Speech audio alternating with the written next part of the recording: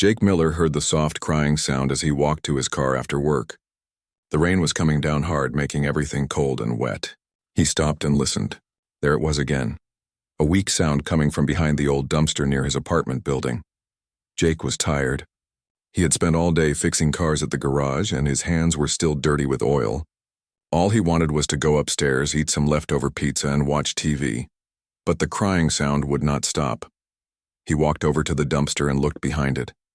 There, sitting in a small puddle of water, was a cat. It was not very big, maybe still young. Its fur was mostly brown and black, but Jake could see strange silver marks on its face and paws. The marks seemed to shine a little, even in the dark rain. The cat looked up at Jake with bright green eyes. Those eyes made Jake feel strange. They looked too smart for a regular cat, like the cat was thinking about something important. "Hey there, little guy," Jake said softly. He reached out his hand slowly. The cat did not run away. Instead, it moved closer to him, still making that sad crying sound. Jake picked up the cat carefully. It was very light and shaking from the cold. The silver marks on its fur felt warm under his fingers, which was odd. Everything else about the cat was cold and wet. "You can't stay out here," Jake told the cat. "You'll get sick." Jake's landlord, Mr. Peterson, had a rule about no pets in the building. Jake had signed papers saying he would not have any animals in his apartment.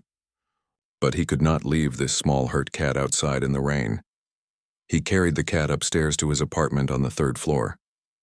Once inside, Jake got an old towel and dried the cat off. The silver marks became more clear when they were dry. They looked like they were drawn on the cat's fur with some kind of shiny paint. "I'll call you Luna," Jake said, looking at those strange marks, "because of those silver things on your fur."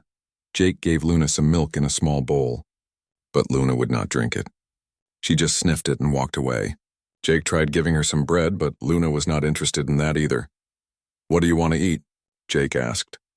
Luna sat down and stared at Jake. Those green eyes seemed to look right into his mind. Jake felt like the cat was trying to tell him something, but he could not understand what. Jake ordered Chinese food for dinner. When it arrived, he put some on a plate and sat down to eat. Luna came over and sniffed his food. Then she started eating the chicken from his plate. "I guess you like Chinese food better than cat food," Jake said with a laugh. That night, Jake made a bed for Luna out of old blankets. He put it in the corner of his bedroom. But when he woke up the next morning, Luna was not there. She was sitting by the window looking outside like she was watching for something. Over the next few days, Jake noticed more strange things about Luna. She never seemed to sleep at the same time as normal cats. Sometimes Jake would wake up at 3 in the morning and find Luna sitting perfectly still in the middle of the room, staring at empty air like she could see something that was not there. Luna also seemed to know things she should not know. When Jake's alarm clock did not work one morning, Luna woke him up by sitting on his chest and making noise. When Jake was going to be late for work, Luna would sit by the door before Jake even knew he was running late. The strangest thing was how Luna always knew when Jake was coming home.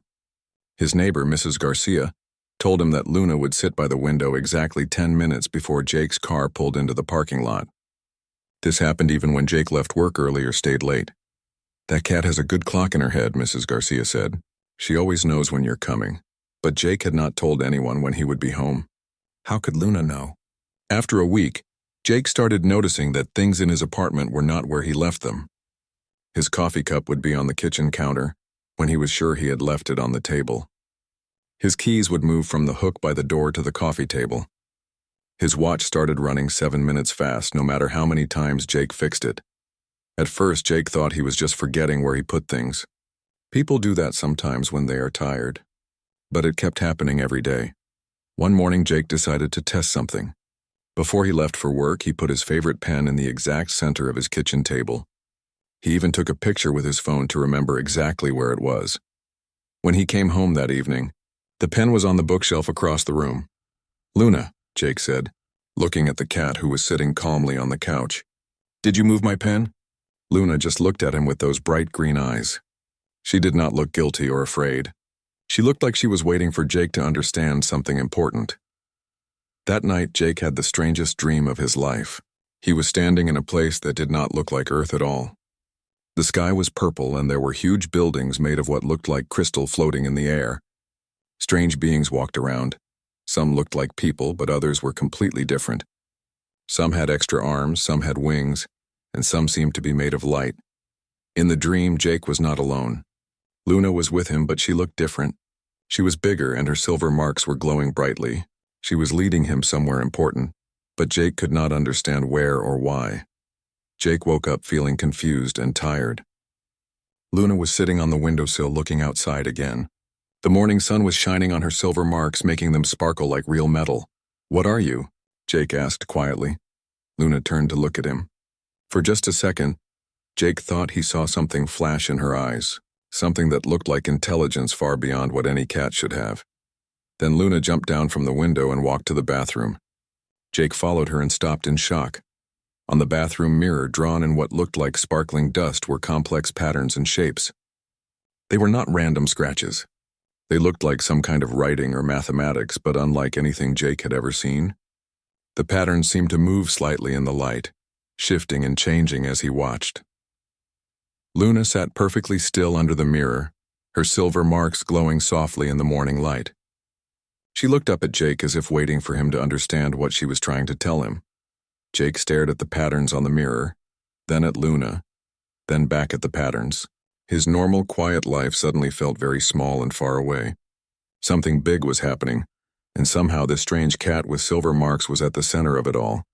Jake ran down the stairs of his apartment building as fast as he could.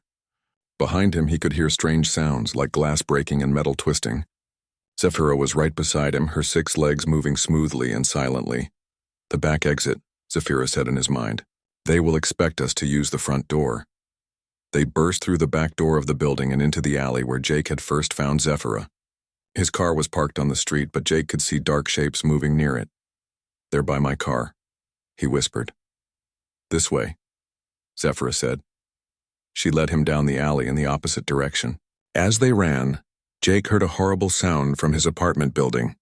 It sounded like everything inside was aging and falling apart at once. He thought about Mrs. Garcia, his neighbor, and hoped she was not in her apartment. "She is safe," Zephyra said, reading his thoughts. "The Chronari only care about us right now. But if we stay here, other people will get hurt." They reached the end of the alley and came out onto a busy street. Jake felt a little safer with other people around, but Zephyra seemed more worried. "Being around humans puts them in danger," she explained. "The Chronari might hurt innocent people to get to us. Then what do? We need to get out of the city. I can create small time distortions to hide us, but each time I use my power, it makes us easier for them to track." Jake looked around and saw a bus pulling up to a stop nearby. "Can you make yourself look like a cat again?" For a short time, yes. Zephyra's crystal form shimmered and shrank back into the shape of a normal cat. Jake picked her up and walked quickly to the bus stop. He got on the bus and paid the fare, trying to look like a normal person with his pet cat. The bus was only half full, with people going home from work or shopping. Jake found a seat near the back and held Luna Zephyra in his lap. To everyone else, they probably looked like a man and his cat taking a bus ride. "Where are we going?" Zephyra asked in his mind.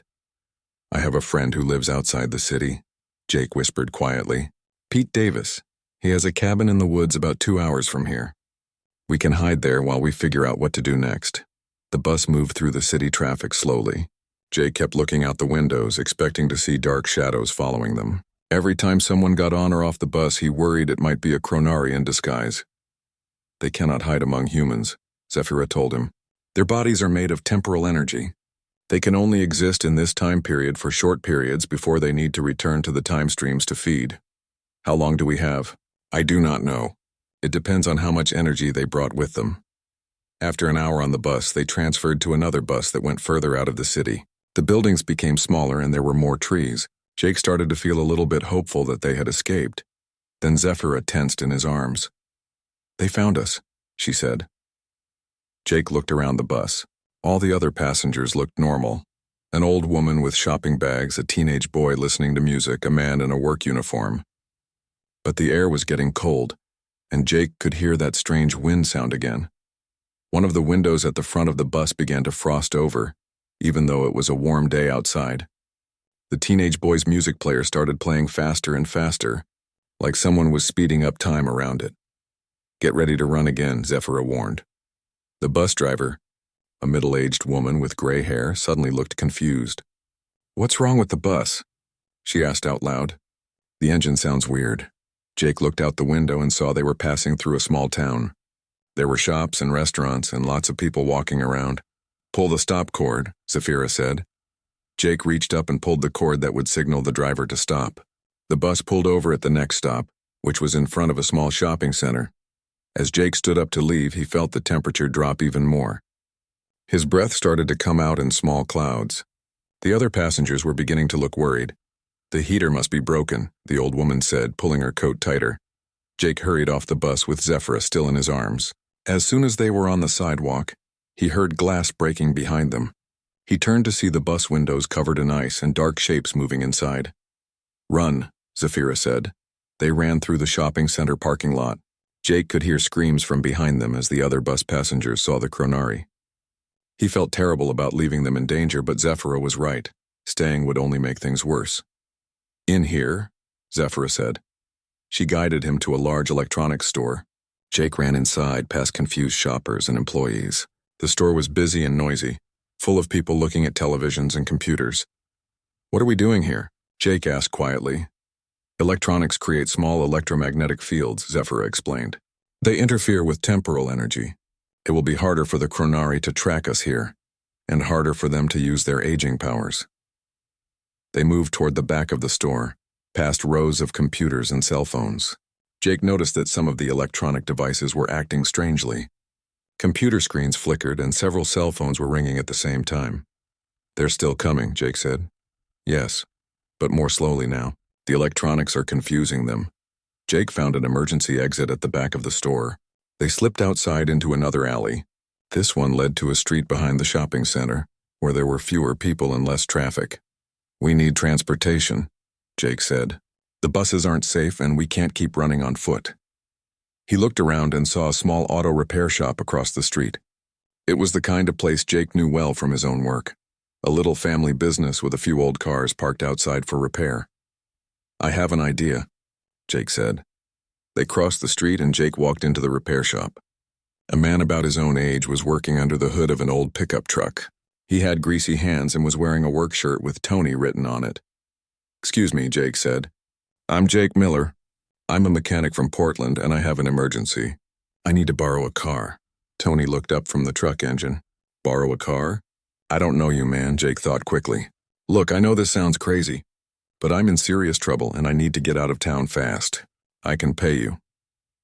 He pulled out his wallet and showed Tony all the cash he had, about $200. Tony looked at the money, then at Jake's face. What kind of trouble? Before Jake could answer, the lights in the repair shop started flickering.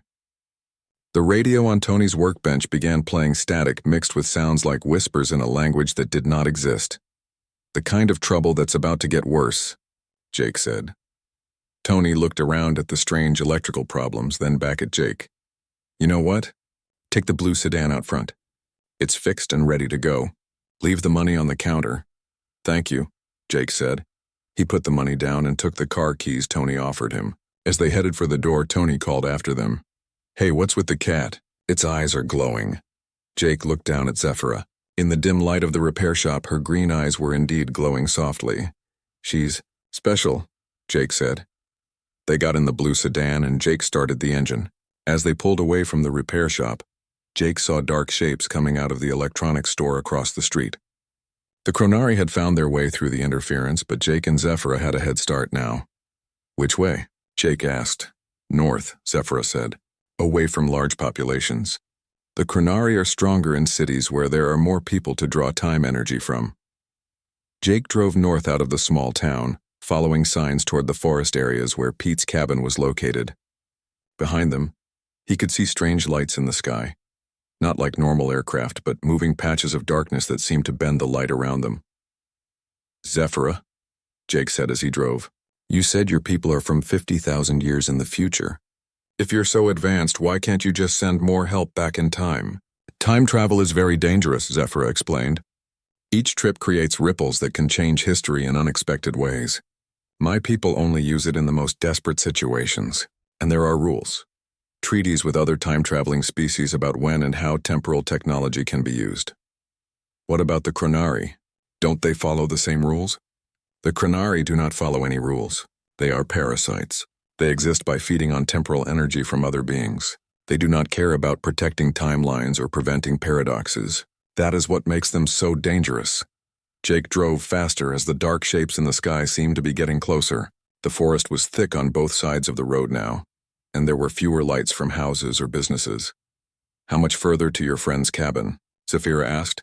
"About 30 more minutes," Jake said. "But Zephyra, even if we hide there, what then? You said your time machine is broken.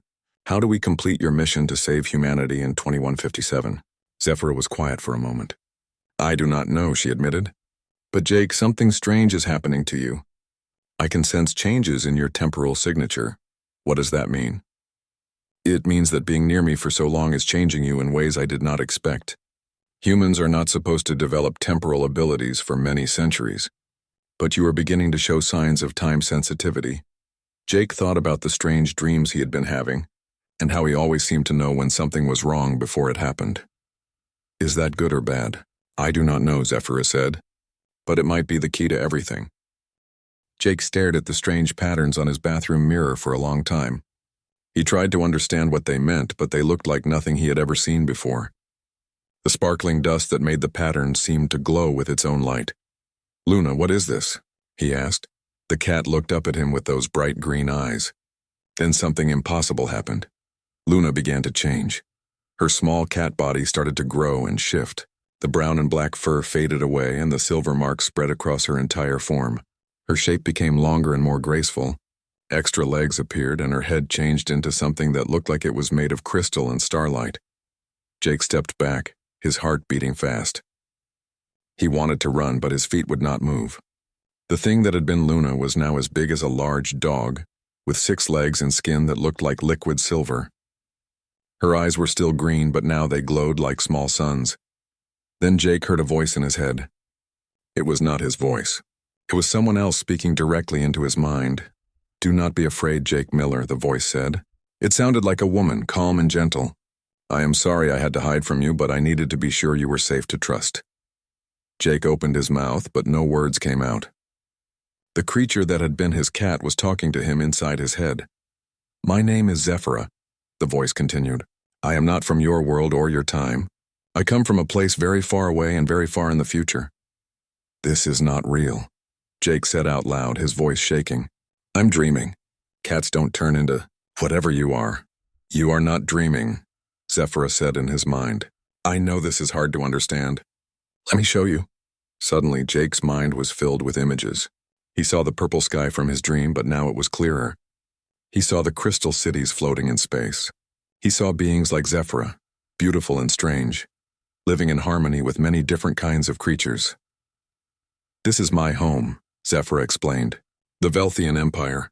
We exist 50,000 years in your future. My people have traveled across the galaxy, making friends with many different species. And humans. Humans are very important to us." "Humans?" Jake asked. "Why?" "Because humans are special," Zephyra said. "Your people have something that most species do not have. You are stubborn in the best way. You do not give up even when things seem impossible. You care about others, even strangers. These qualities make humans natural leaders and peacemakers." More images filled Jake's mind. He saw humans working alongside alien species, helping to solve problems and build amazing things. He saw human explorers discovering new worlds, human scientists making important discoveries, and human diplomats helping different species understand each other. "But there is a problem," Zephyra continued, and the images in Jake's mind became darker. "In your year 2157, something terrible happens. Humans destroy themselves in a great war. Nuclear weapons burn your world and most of your people die." Jake saw images of Earth covered in fire and ash, cities in ruins, oceans boiled away, and the few remaining humans hiding underground like animals. "If this happens," Zephyra said, "humans never get to explore space. They never meet my people.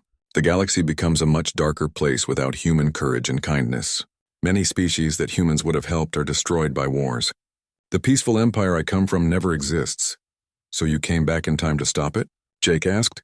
"Yes," Zephyra said, "but something went wrong." She showed him images of a complex machine that looked like it was made of light and crystal. Then the images showed the machine breaking apart, sparks flying everywhere. My time travel device was damaged during the journey. I became stuck in your time period, trapped in the form of a small Earth cat. Worse, the broken device has been sending signals through time. These signals have attracted dangerous enemies. What kind of enemies? The Chronari Collective, Zephyra said, and Jake felt fear flow through the mental connection between them. They are creatures that exist partially outside of normal time. They feed on the life force of beings from different time periods. They are like parasites that eat time itself. Jake saw new images that made his stomach feel sick. Dark, shadowy things that moved like smoke but had too many teeth and claws. They touched living things and made them age and die in seconds. The Chronari hate time travelers because we disrupt their feeding grounds, Zephyra explained. They have detected my presence in this time period. They are coming to kill me, and they will kill anyone who has been near me for too long. Anyone like me, Jake said quietly. Yes. By caring for me, you have become connected to my timeline. If I die, that connection will pull you into the time streams with me. You will cease to exist in any time period. Jake sat down on his bathroom floor trying to process everything he had learned. A week ago, his biggest worry was paying rent on time. Now he was apparently connected to some galactic war between time travelers and time-eating monsters. Why didn't you tell me this before? He asked. Because I hoped I could fix my device and leave before they found me, Zephyra said. I did not want to put you in danger. But my device is too badly damaged and the Chronari are already close. I can feel them searching through the time streams getting closer to this moment. What happens now? Now we run, Zephyra said. Or we fight. But Jake, you must understand, this is bigger than just your life or mine. If the Chronari kill me, the mission fails. Human civilization ends in 2157, and billions of beings across the galaxy suffer for it. Jake looked at the creature that had been his cat. Zephyra's silver skin was beautiful but alien. Her 6 legs and crystal-like features made her look like something from a science fiction movie. But her green eyes still held the same kindness he had seen when she was just a small wet cat behind the dumpster. I don't understand most of what you've told me, Jake said, but I understand that you need help. And I understand that good people, good beings, will suffer if we fail. You would help me? Zephyra asked. Even knowing how dangerous it will be? Jake thought about it. He could try to run away, leave his apartment and his job and hope the Chronari never found him. But Zephyra had told him that would not work. The connection between them was already made. Besides, what kind of person would he be if he abandoned someone who needed help? Even if that someone was a time-traveling alien cat. Yeah, Jake said. I'll help you. Zephyra's form shimmered with what looked like happiness. Thank you, Jake Miller. I know this is not easy for you. So what do we do first? First, we need to leave this place. The Chronari will search for me by following the strongest concentration of temporal energy. That means they will come here first. How long do we have? Zephyra's head tilted, and her green eyes seemed to look at something Jake could not see. Not long. I can feel them moving through the time streams toward us. Maybe an hour, maybe less. Jake stood up and started moving around his apartment, gathering important things. His wallet, some clothes, his phone charger. It felt surreal to be packing to run from time monsters, but his hands kept moving automatically. Jake, Zephyra said urgently. They are here. The air in the apartment suddenly felt cold and thick. Jake heard a sound like wind blowing through empty space. The lights flickered, and the patterns on the bathroom mirror began to glow brighter. Then Jake saw them. 3 dark shapes appeared in his living room, seeming to step out of empty air. They looked like shadows given form, tall and thin with too many angles. Their eyes were points of red light, and their hands ended in claws that seemed to be made of darkness itself. One of them reached toward Jake's coffee table. Where its claw touched the wood, the table began to age rapidly. The finish cracked and peeled, the wood dried out and crumbled, and in seconds the table collapsed into a pile of sawdust and rust from the metal legs. Run, Zephyra said in his mind. Jake ran. Jake drove through the dark forest roads for another 20 minutes, before he found the turnoff to Pete's cabin. The narrow dirt road was bumpy and full of holes, but it led deep into the woods where they would be far from other people. Pete Davis had been Jake's friend since high school. He was a quiet guy who liked fishing and hunting more than being around crowds. He had bought this old cabin 5 years ago and spent most weekends here, fixing it up and enjoying the peace of the forest. Pete won't ask too many questions, Jake told Zephyra as they bounced along the dirt road. He's the kind of guy who minds his own business. Good, Zephyra said. We will need time to plan our next move. The cabin appeared in the headlights, a small wooden building with a front porch and windows that glowed with warm yellow light. Pete's old truck was parked outside, which meant he was here for the weekend. Jake parked the sedan and got out, carrying Zephyra in her cat form. He knocked on the cabin door and waited. Pete opened the door looking surprised. He was a big man with a beard and wearing old jeans and a flannel shirt. Jake, what are you doing out here? It's almost midnight. Hey Pete, I'm in some trouble and I need a place to stay for a day or two. Is that okay? Pete looked at Jake's tired face and worried expression. Of course, man. Come on in. The cabin was small but comfortable. There was a living room with a fireplace, a tiny kitchen, and 2 bedrooms. Pete had been watching television and drinking a beer when they arrived. You want a beer? Pete asked. You look like you need one. Thanks, Jake said, sitting down on the old couch. Zephyra jumped out of his arms and began exploring the cabin. Pete brought Jake a cold beer and sat down across from him. So what kind of trouble are you in? Money problems? Girl problems? It's complicated, Jake said. Really complicated. Pete nodded and did not ask for more details. That was one of the things Jake liked about his friend. Pete understood that sometimes people needed help without wanting to explain everything. They talked for a while about normal things. Work, mutual friends, Pete's plans to add a deck to the cabin. Jake tried to relax and act normal, but he kept watching the windows and listening for strange sounds. Around 2 in the morning, Pete went to bed in the main bedroom, leaving Jake to sleep on the couch. As soon as they were alone, Zephyra changed back to her true form. We should be safe here for tonight, she said in Jake's mind. The Chronari will have a hard time tracking us through all these trees. Natural forests interfere with temporal energy almost as much as electronics. What happens tomorrow? I do not know. My time device is completely broken. Without it, I cannot complete my mission to prevent the nuclear war in 2157. Jake lay down on the couch, but he could not sleep. His mind was racing with everything that had happened. 3 days ago, he had been a normal mechanic with a normal life. Now he was hiding in a cabin with a time-traveling alien, running from creatures that could age him to death with a touch. But something else was bothering him too. Ever since they had left the city, Jake had been feeling strange. It was like he could sense things that were not quite there yet. He would know Pete was about to get up for a glass of water before Pete moved. He could tell when a car was going to drive past the cabin before he heard the engine. Zephyra, he whispered. What did you mean when you said I was developing temporal abilities? Zephyra's green eyes glowed in the dark. Time is not as solid as most people think. It flows like a river and some beings can sense the currents. Most humans cannot do this yet. But exposure to temporal energy can awaken dormant abilities. What kind of abilities? The ability to sense future possibilities. To see the most likely paths that time will take. Very advanced beings can even create small pockets where time flows differently. Jake sat up on the couch. I think I've been sensing things. Small things. Like knowing when someone is about to do something before they do it. That is the beginning, Zephyra said. But Jake, this is very unusual. Humans are not supposed to develop these abilities for hundreds of years. The fact that you are changing so quickly means something important is happening. Before Jake could ask what she meant, the temperature in the cabin began to drop.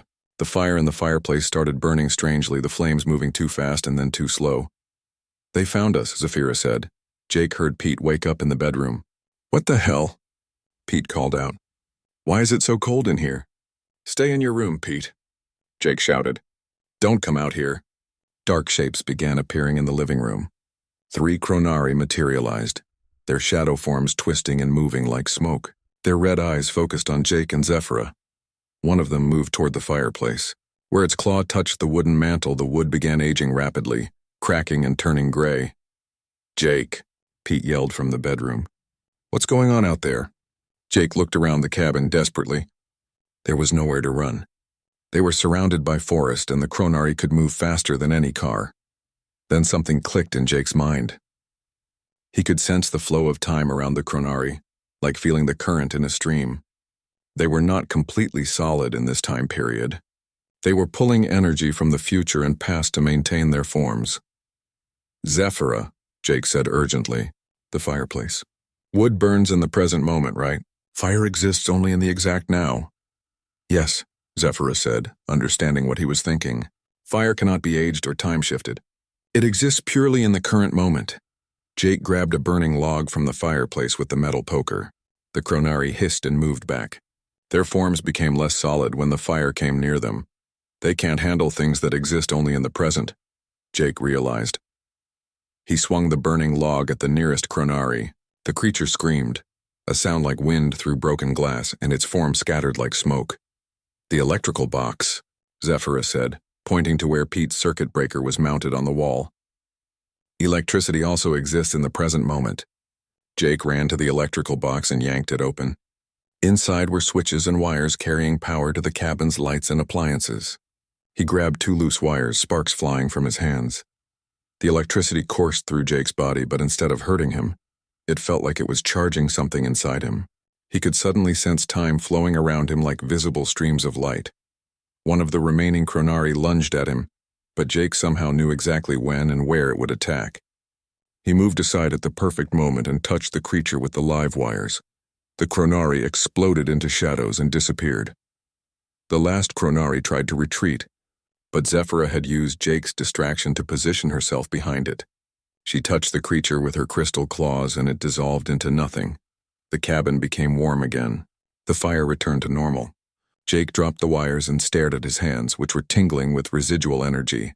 "Pete, it's safe now," he called out. Pete emerged from the bedroom looking confused and frightened. "Jake, what the hell was that?" The temperature dropped like 20 degrees in 10 seconds, and I swear I saw shadows moving around out here. Jake looked at Zephyra, who had changed back to cat form. "Bad dream, Pete. Sorry if I woke you up." Pete looked around the living room suspiciously. The wooden mantel showed signs of rapid aging where the Chronari had touched it. And there were scorch marks near the electrical box. That was some dream, Pete said slowly. After Pete went back to bed, Jake and Zephyra sat by the dying fire. "What happened to me back there?" Jake asked. "When I touched those wires, I could see time itself." "Your temporal abilities are growing much faster than they should," Zephyra said. "Contact with electrical energy seems to accelerate the process. Jake, I think you are becoming something that has never existed before, a human with fully developed time sense. Is that good? I do not know, but I think it might be the answer to our problem.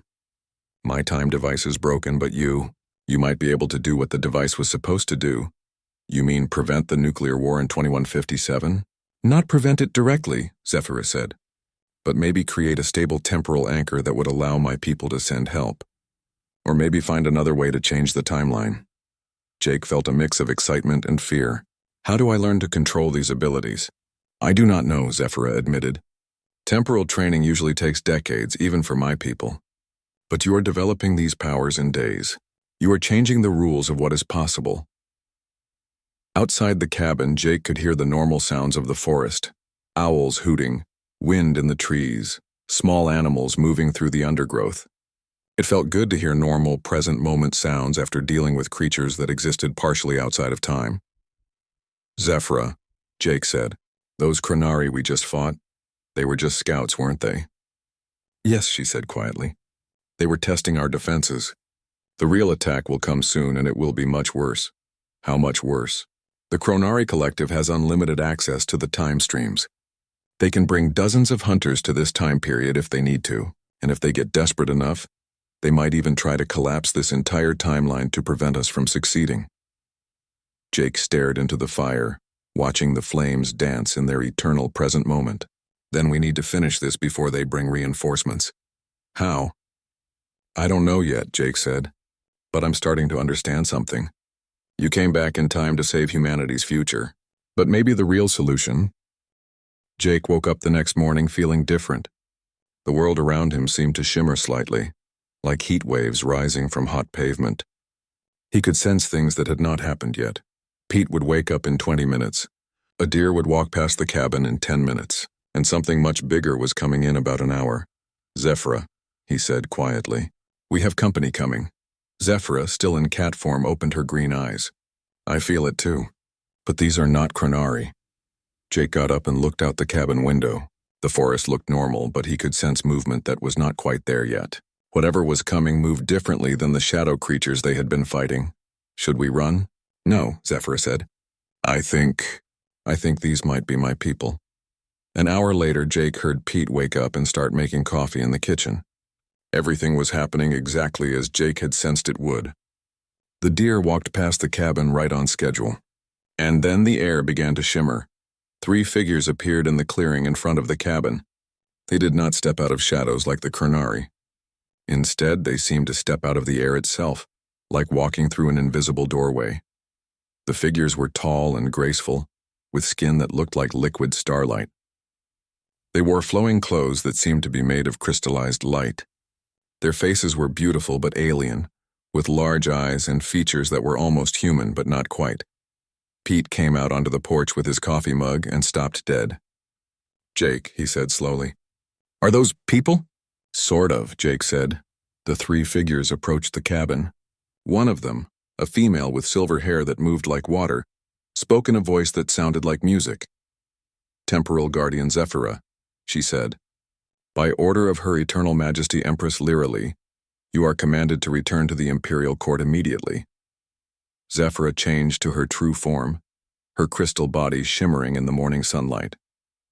The 3 Velthian agents bowed respectfully to her. Then they turned to Jake, and their expressions changed to something like amazement and fear. Temporal Anchor. Jake Miller, the silver-haired woman continued, by order of Her Eternal Majesty, you are requested to attend the Imperial Court. The fate of the galaxy requires your immediate presence. The fate of the galaxy?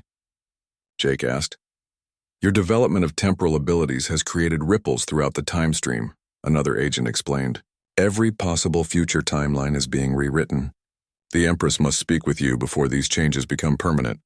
Pete set down his coffee mug carefully. Jake, he said, I think I'm going to go back inside and pretend this is a really weird dream. That's probably for the best, Pete, Jake said. The Velthian agents created a circle of light around Jake and Zephyra. Do not be afraid, the silver-haired woman said. Time travel will feel strange at first, but you will not be harmed. The world around them began to blur and stretch. Jake felt like he was falling upward through layers of reality. Colors that had no names flowed past them, and he could hear the sound of time itself, like a vast ocean with waves that crashed in rhythms beyond counting. When the sensation stopped, Jake found himself standing in a place that defied description. They were in a vast hall made of crystalline light, with no visible walls or ceiling. The floor beneath his feet was solid, but it looked like it was made of compressed starlight. Floating in the air around them were gardens where each flower existed in its own time bubble. Some bloomed and died in seconds, others took hours to open a single petal. Beings of pure energy drifted through the space like living auroras, their forms shifting and flowing in patterns too complex for Jake's human mind to fully grasp. Welcome to the Imperial Court, Zephyra said. This place exists between galaxies, in a pocket dimension outside normal space-time. At the far end of the hall, on a throne that seemed to be carved from a single enormous diamond, sat the Empress Lyrily was ancient beyond human understanding, but her age only made her more beautiful. Her form shifted constantly between different configurations. Sometimes she looked almost human, sometimes like a being made of geometric patterns and light. Her eyes contained the wisdom of countless millennia, and when she looked at Jake, he felt like she could see every possible version of his life at once. Jake Miller, the Empress said, and her voice resonated through dimensions Jake could not name. You have done something that should have been impossible. Jake tried to bow, unsure of the proper protocol for meeting galactic royalty. Your Majesty, I don't really understand what I've done. You have accelerated human evolution by 500 years, the Empress explained. Your species was not meant to develop temporal abilities until the year 2524. But your connection with Zephyra, combined with your unique human stubbornness, has broken through the natural barriers that keep consciousness locked in linear time. Is that bad? The Empress smiled, and her smile contained both sadness and hope. It is unprecedented. Every timeline computer in the Empire is calculating new probability matrices. Some futures show humanity becoming the greatest force for peace the galaxy has ever known. Others show your species destroying themselves and taking half the galaxy with them. Zephyra stepped forward. Mother, Jake has shown nothing but courage and kindness. He risked his life to help me, even when he did not understand the consequences. Mother? Jake asked, looking between Zephyra and the Empress. Zephyra is my daughter and heir, the Empress explained. She volunteered for the mission to your time period against my wishes. I sent her because she has always been the bravest and most compassionate of my children. But the mission failed, Zephyra said sadly. My time device was damaged and the Chronari found us. I could not prevent the nuclear war in 2157. The mission did not fail, the Empress said. It simply evolved into something we did not expect. She gestured and images appeared in the air around them. Jake saw Earth in the year 2157, but it was not the burned wasteland Zephyra had shown him before. Instead, he saw a world where humans lived in harmony with alien visitors, where advanced technology was used to heal the environment rather than destroy it. How? Jake asked. Because of you, the Empress said. Your temporal abilities have created a stable anchor point in the timeline. This has allowed us to send advisors back to key moments in human history. We have been subtly guiding your species toward a more peaceful path. But the nuclear war still happens in some timelines, Zephyra pointed out. Yes, the Empress agreed. That is where the choice comes in. She turned to Jake, her ancient eyes filled with compassion and regret. Jake Miller, you have become something unique in the galaxy. A human with the power to anchor entire timelines. With this power, you could ensure that the peaceful future becomes the only future. But there is a cost. What cost? To use your abilities at their full potential, you must sacrifice your connection to your original timeline. You will become unstuck in time, aging differently and existing partially outside normal temporal flow. You will survive, but you can never return to the life you knew. You will never see your friend Pete again. Never work in your garage, never experience the simple human life you were born to live. Jake felt the weight of the choice pressing down on him. He thought about Pete, probably still sitting in his cabin wondering if he had dreamed the whole thing. He thought about his small apartment, his job fixing cars, the simple pleasure of watching TV and eating leftover pizza. But he also thought about the images Zephyra had shown him of Earth burning in nuclear fire. He thought about all the people who would suffer and die if humanity chose the wrong path. If I do this, Jake asked, what happens to the Chronari? They will be trapped in the year 2157, the Empress said. Your temporal anchor will lock them in the exact moment when humanity was supposed to destroy itself. Unable to feed on time energy from other periods, they will weaken and eventually be destroyed by our forces. And humanity will be safe? Humanity will have the chance to choose its own future, the Empress said. With guidance from the Empire, but without the threat of temporal parasites feeding on your timeline. Jake looked at Zephyra, who had become his closest friend in this impossible situation. What do you think I should do? I think, Zephyra said slowly, that you should do what humans always do. Follow your heart even when it seems impossible. Jake closed his eyes and thought about what kind of person he wanted to be. He had always been someone who helped others when they needed it. When he found Zephyra as a wet, injured cat, he had not hesitated to help her even though it meant breaking his lease agreement. When she revealed her true nature and asked for his help, he had not run away. How could he run away now when the stakes were so much higher? I'll do it, Jake said. But I have one condition. The Empress raised an eyebrow. You would make demands of the ruler of a galactic empire? Just one, Jake said with a small smile. I want Zephyra to stay with me. If I'm going to be unstuck in time, I want to face it with someone I trust. Zephyra's crystal form shimmered with joy. Jake, are you sure? You could have any position in the Empire, any companion you choose. I choose you, Jake said. You're my friend. And besides, someone needs to teach me how to use these time powers without accidentally destroying the universe. The Empress laughed, a sound like silver bells ringing across vast distances. Very well, Jake Miller. You will serve as the temporal,